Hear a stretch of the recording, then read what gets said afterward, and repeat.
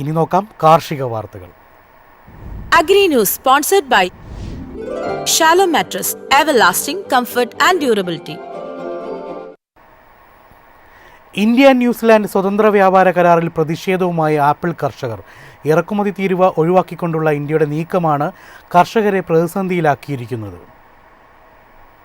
സ്വതന്ത്ര വ്യാപാര കരാർ പ്രകാരം ന്യൂസിലൻഡ് ആപ്പിളിന് 25% ഇറക്കുമതി തീരുവ കുറച്ചുകൊണ്ട് മുൻഗണനാ വിപണി പ്രവേശനം നൽകാനുള്ള ഇന്ത്യയുടെ തീരുമാനത്തിൽ കശ്മീരിലെ ആപ്പിൾ കർഷകർ ആശങ്കയിലാണ്. കേന്ദ്ര സർക്കാരിന്റെ ഈ നടപടി കർഷക അനുകൂലമല്ല.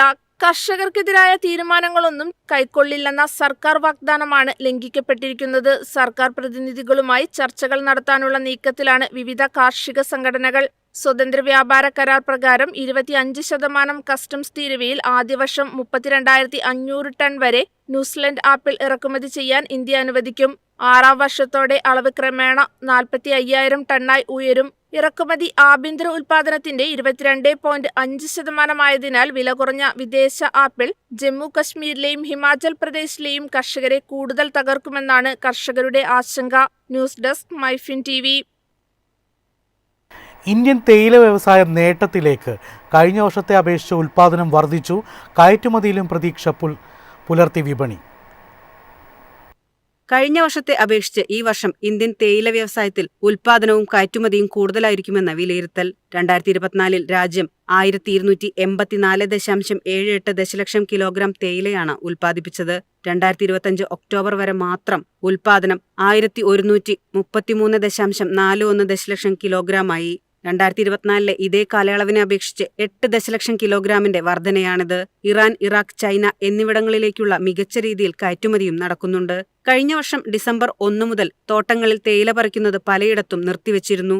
ഈ വർഷം ഡിസംബർ മുഴുവൻ കൊളുന്തുനുള്ളൽ നടന്നിട്ടുണ്ട്. അതിനാൽ ഈ വർഷത്തെ ഉൽപ്പാദനം കഴിഞ്ഞ വർഷത്തേക്കാൾ ഏകദേശം 20 മുതൽ 25 ദശലക്ഷം കിലോഗ്രാം കൂടുതലായിരിക്കുമെന്ന് പ്രതീക്ഷിക്കുന്നതായി ഇന്ത്യൻ ടീ അസോസിയേഷൻ വ്യക്തമാക്കി. News desk Myfin TV. ഇന്ത്യയുടെ കടുക് കൃഷി വികസിക്കുന്നു. ഡിസംബർ 15 വരെയുള്ള കണക്കുകൾ പ്രകാരം ഇന്ത്യയുടെ കടുക് കൃഷി വിസ്തൃതി 4.3% ഉയർന്നത്.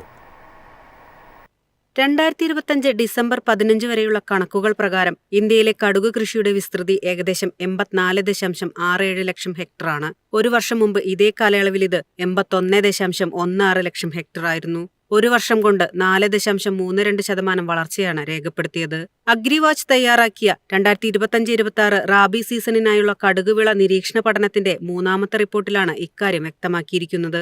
രാജസ്ഥാൻ, ഉത്തർപ്രദേശ്, മധ്യപ്രദേശ്, ഹരിയാന, പശ്ചിമബംഗാൾ തുടങ്ങിയ സംസ്ഥാനങ്ങളാണ് കടുക് കൃഷിയിൽ മുന്നിലുള്ളത്.